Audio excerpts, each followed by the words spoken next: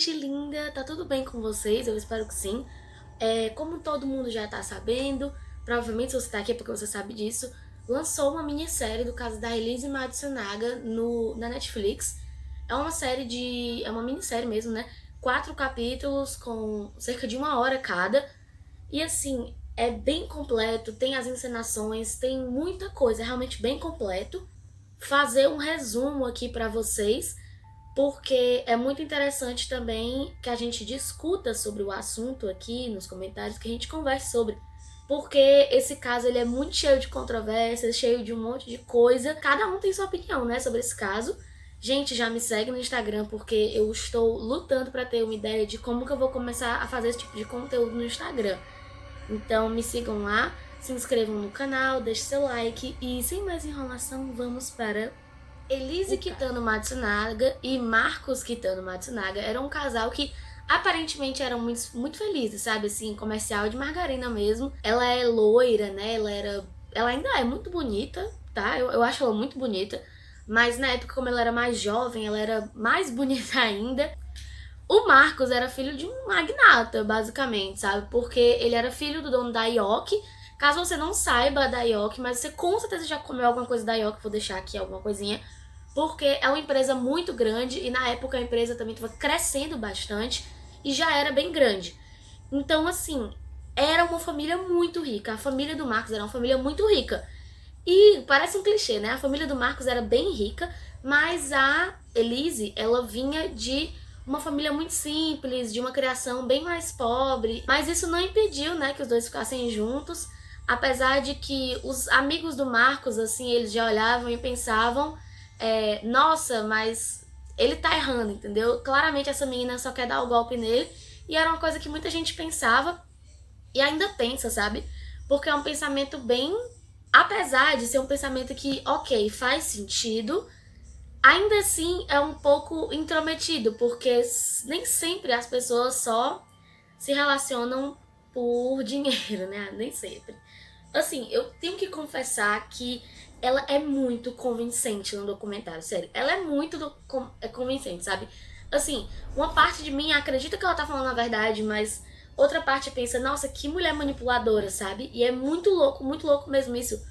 Porque, simplesmente, tem pessoas no documentário, né? Tem pessoas que estão a favor dela dentro do documentário e pessoas que estão fora. E, assim, os dois lados conseguem ser extremamente convincentes. Mas ela é uma pessoa bem persuasiva, entendeu? Sem falar que a possibilidade de o Marcos acabar assumindo a Yoki muito próxima da realidade, sabe? Então, todo mundo acreditava que a Elise tinha meio que dado golpe nele, né? E esse tipo de situação. Depois de um certo tempo do casamento deles, o Marcos começou a se afastar dos amigos mais próximos e mais antigos dele, e isso daí deixou os amigos dele bem preocupados, que no documentário um amigo dele até fala que mesmo depois dele se afastar muito, eles ainda continuaram chamando ele, mas chegou um ponto que não adiantava mais chamar porque ele não ia. O Marcos sempre dizia que era por causa do trabalho, que ele estava muito focado no trabalho e em construir uma família.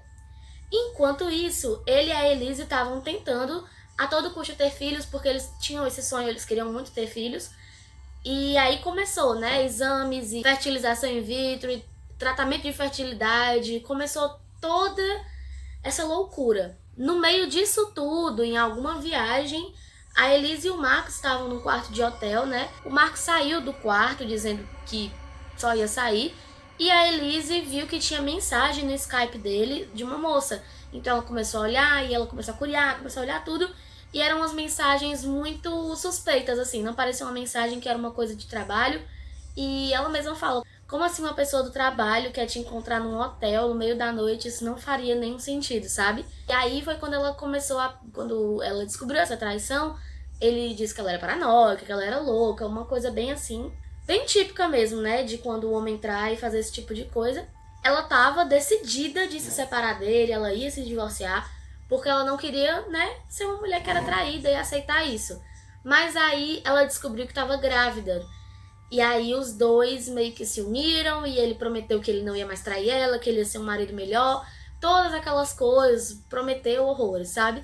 E ela queria muito construir uma família, ela tinha crescido sem pai, então ela não queria que isso acontecesse com a filha dela. Por isso, ela decidiu continuar casada com ele. Só mais um adendo. Tudo que eu tô falando aqui não é a verdade absoluta. Eu só tô falando exatamente o que foi mostrado no documentário e coisas que a própria Elise falou. Então, quando eu digo ele disse isso, é uma coisa que ela falou, não tem como comprovar. É um fator muito importante na investigação que a Elise ela é a única pessoa viva da relação deles. Então, o que ela diz não tem como ser contestado pelo Marcos, porque o Marcos não estava mais presente. Era uma coisa que, assim, ficava um pouco difícil de acreditar nela, porque ela poderia simplesmente estar mentindo para poder se safar e sair como a vítima de uma relação abusiva. Bom, a filha deles nasceu e a Elise fala no documentário que a relação ficou legal, ficou boa durante alguns meses, mas que cerca de 6 meses depois que a filha nasceu, voltou a ser ruim, voltou a ter brigas e ela voltou a ter desconfiança sobre ele estar traindo ela de novo.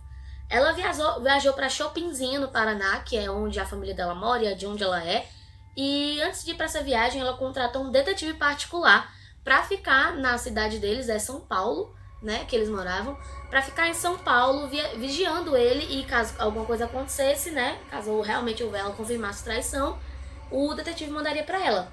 Ela viajou e na primeira noite que ela estava lá, o detetive já mandou um vídeo do Marcos cheio de carícias e beijos com a moça na frente de um restaurante. E além de já ser uma traição, aquilo deixou a Elisa muito indignada, porque era um restaurante que era símbolo do amor deles, sabe? Era um restaurante deles dois e ele tava levando aquela outra mulher lá. E naquela noite ela ligou pra ele, né, obviamente mentiu. Ele disse que ela não confrontou ele nesse momento, mas ele mentiu, sendo que ela já sabia a verdade. Ela já sabia que ele tava com uma mulher traindo ela e infelizmente ela guardou ali aquilo pra poder falar com ele depois. Bom, depois da viagem ela voltou pra São Paulo. E no dia que ela voltou pra São Paulo, isso foi em 2012, tá? Ela ia falar alguma coisa com ele, ela tava decidindo se ela ia falar sobre a traição, se ela não ia falar, se ela ia separar ou não ia separar. Porque, querendo ou não, ela levava sim uma vida de princesa, tem um episódio só sobre isso, que ela levava sim uma vida de princesa, porque, obviamente, eles eram muito ricos, muito ricos, entendeu?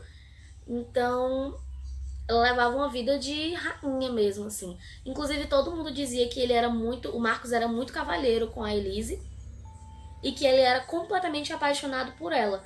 Porém, ainda tem essas situações aí de traição. Voltando pro caso, a Elise disse que eles realmente foram pra casa, que ele decidiu pedir uma pizza e que quando ele voltou, eles estavam jantando. E eles começaram a discutir e ela jogou na cara dele que sabia que ele estava traindo ela de novo. E aí ele disse que ela estava com paranoias, que ela estava muito desconfiada, que não tinha nada a ver. Mas, felizmente, dessa vez a Elise tinha provas mesmo, né? O vídeo. E, de acordo com ela, ele se irritou muito, começou a xingar ela, começou a trazer o passado dela à tona. E daqui a pouco eu vou falar um pouco sobre o passado da Elise, tá?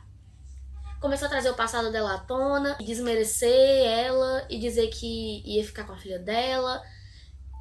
Ele falou várias coisas e enquanto isso ele estava falando, além de estar verbalizando de uma forma agressiva, ele também batia na mesa, tem inclusive encenação disso no documentário e no julgamento foi usada também uma encenação disso, dele batendo na mesa e sendo agressivo, levantando.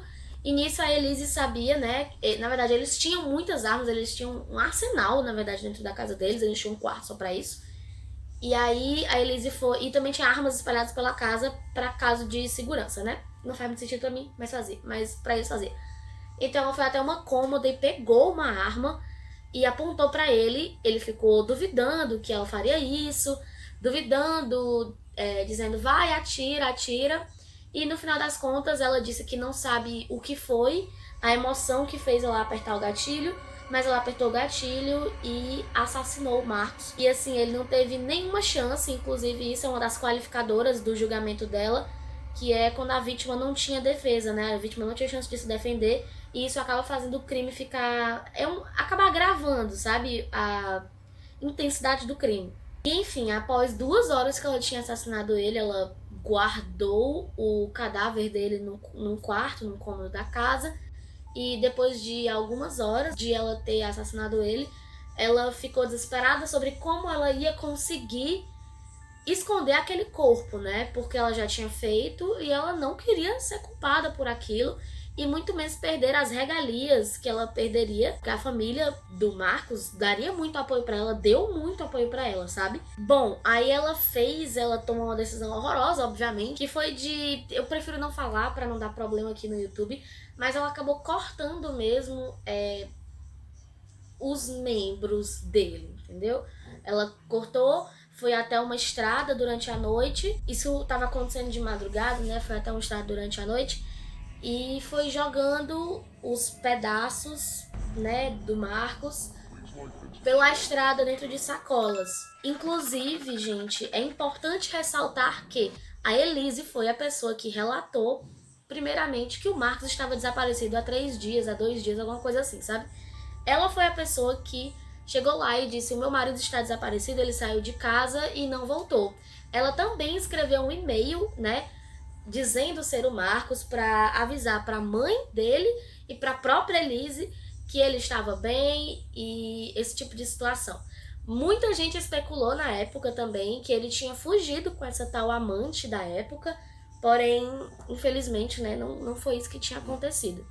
O julgamento começa, é tudo muito pessoal, se torna tudo muito pessoal, porque sendo um crime pesado, né, um crime muito pesado, porque ela assassinou o próprio marido, que estava sem chance de defesa. Uma coisa que eles começaram a fazer foi trazer coisas do passado, tanto dela quanto do Marcos. Em certo ponto da investigação, eles acabaram descobrindo que a Elise tinha sido garota de programa, e na verdade todo mundo do convívio social deles meio que sabia disso.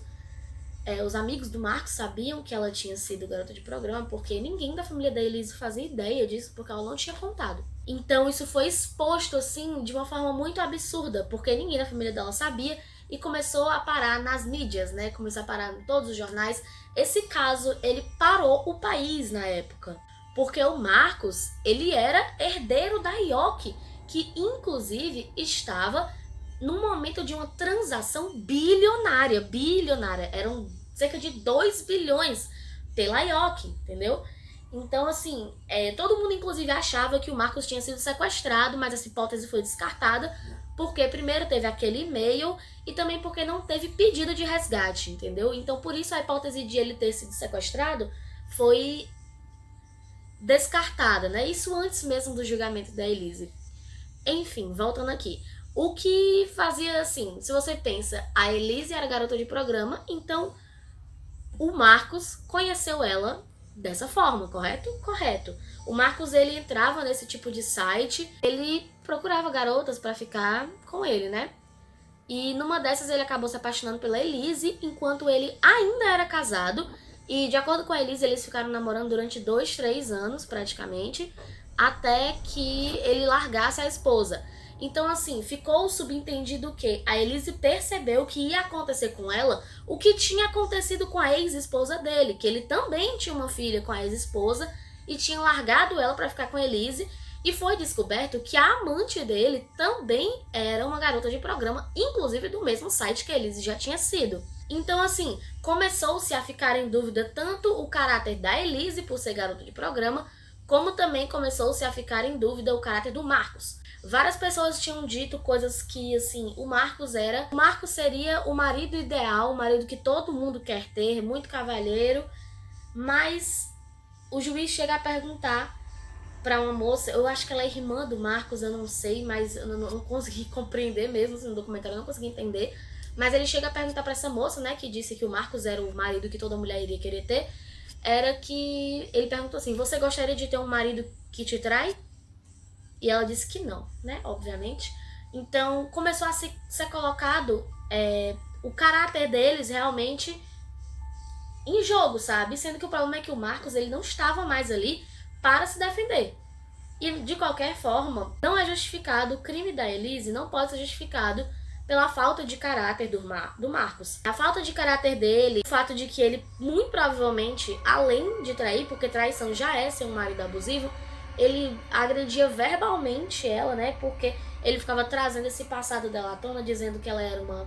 Vocês sabem o que ela era, né? Falando esse tipo de coisa pra ela, e tudo foi feito de uma forma muito pejorativa na época, né? Claro, era 2019, 2016 o julgamento da Elise, foi só em 2016, ela ficou 4 anos presa, 2012 a 2016 foi a época do julgamento, né? E muita coisa mudou de 2016 pra cá, porém, na época, infelizmente, ainda era assim. Bom, é muito interessante ver no documentário a defesa e a acusação. Porque eu contei aqui a história de vocês, eu contei aqui pra vocês a história que a defesa entregou. Mas a história da acusação era diferente. A história da acusação era de que a Elise tinha brigado com o Marcos antes de ele descer pra buscar a pizza, não depois, como ela relatou. Porque nas imagens do elevador o Marcos já está visivelmente nervoso. Assim, fica um pouco difícil de acreditar nessa versão dela. E também eles provam lá por A mais B por que ela não estaria a tal distância do Marcos, sabe? Porque ela disse que estaria numa distância de quase 2 metros, porém ela era baixa e o Marcos era mais alto que ela, e a bala foi bem na cabeça do Marcos. Ela disse que estava apontando a arma reto, então não teria como, entendeu? O Marcos teria que estar abaixado. Tem a questão da queimadura, né, de pólvora, porque quando você está muito perto da pessoa e você atira, fica uma queimadura da pólvora mesmo. Uma tatuagem também, como eles falaram no documentário. Então tem várias pequenas coisas, entendeu? Vários pequenos laudos que foram desmontando os argumentos da defesa. No final das contas, a Elise, ela perdeu, obviamente, né, qualquer relação com a filha dela, que no documentário ela fala bastante sobre a filha dela, bastante mesmo, que tudo que ela mais quer é poder ver a filha, que a filha perdoe ela, que a filha ame ela. E eu não, pra ser muito honesta, eu não acho que isso vai acontecer, eu não acho que a filha dela vá querer ela na vida dela. E, obviamente, os avós da criança definitivamente não querem que a Elise tenha nenhum contato, né?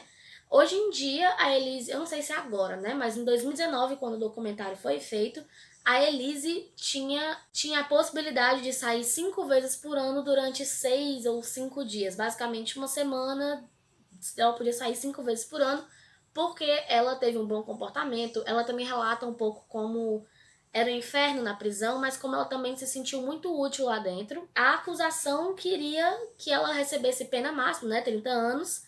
Já a defesa queria fazê-la pegar nada ou o mínimo possível. No final, foram horas de deliberação dos jurados. Foi surpreendente para todo mundo, porque a Elise pegou 19 anos e 11 meses, praticamente 20 anos, né? Não foi pena máxima, o que não deixou a acusação muito feliz. A acusação tentou falar com a família para ver se eles não queriam rever isso, né? Mas a família disse que a justiça já estava sendo feita e não quiseram que a Elise, não quiseram correr atrás da Elise pegar os 30 anos, mas ao mesmo tempo a defesa sente que foi uma vitória, sabe? De ter conseguido livrar ela de 30 anos. Porque, querendo ou não, de 30 para 20, gente, são 10 anos. 10 anos é muito tempo, sabe? Mesmo que 20 também seja, você conseguir livrar uma pessoa de 30 anos para 20 anos com um crime dessa forma é bem absurdo, né? No caso, a Elise foi acusada de homicídio triplamente qualificado, porém ela não recebeu essa pena. Porque assim, existem as qualificadoras, né? Isso é muito bem explicado no documentário, mas a Elise tinha sido acusada triplamente qualificada, né? Então tinham sido 3 qualificações. Só uma foi realmente atendida ali, que foi a da falta de defesa da vítima, porque a vítima não tinha nenhuma chance de se defender, ela estava com a arma e a vítima não. Então, infelizmente, ela pegou só essa qualificadora. Ela ficou os últimos anos todo presa, ela poderia ter saído, mas ela não saiu. Pelo que eu entendi, ela não saiu, mas mesmo ela podendo. Muitas pessoas não gostam, né, dela poder estar saindo, porém a lei permite, né? Meio que não tinha muito o que fazer, sabe? O documentário tem infinitamente umas informações assim muito interessantes mesmo. Então eu vim mais indicar pra vocês assistirem Era Uma Vez um Crime, né, Elise Matsunaga. E assim, gente, é realmente surpreendente porque eu já tinha visto esse caso antes, porém nunca com tantos detalhes, nunca tinha entendido direito o que tinha acontecido. E é muito bom pra você conseguir compreender o que de fato aconteceu, apesar de que a gente nunca vai saber o que realmente aconteceu, né, nessa situação. Me conta aí o que você acha aqui embaixo desse caso. E não esquece de deixar o seu like e tchau!